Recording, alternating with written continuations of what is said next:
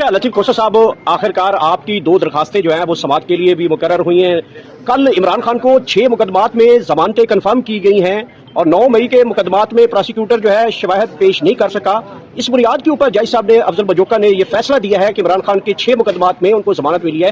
یہ ایک طرف تو جو ہے وہ اب بڑی ہوائیں جو ہے وہ اچھی طرف چلنا شروع ہوئی ہیں، کیا سمجھتے ہیں یہ ساری؟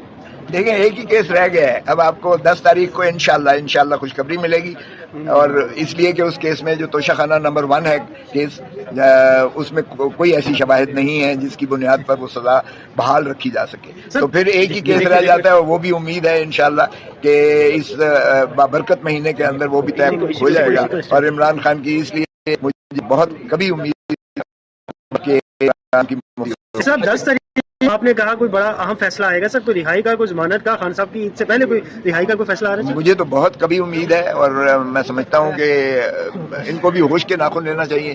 عمران خان کا باہر آنے سے ہی جو ہے قوم کو ایک خوشخبری ملے گی، ایک آس اور امید جو ان کی نا امیدی میں دھکیل دیا گیا ہے، اور جو بادل منڈلا رہے ہیں سارے پاکستان ہی نہیں اس خطے کو متزلزل کرنے کے، وہ میں سمجھتا ہوں بہت زیادہ جو ہے اس سے ایک مثبت اثرات ہوں گے۔ چھوٹے صاحب ٹرولنگ ہو رہی ہے آپ کی بھی ٹویٹر پہ۔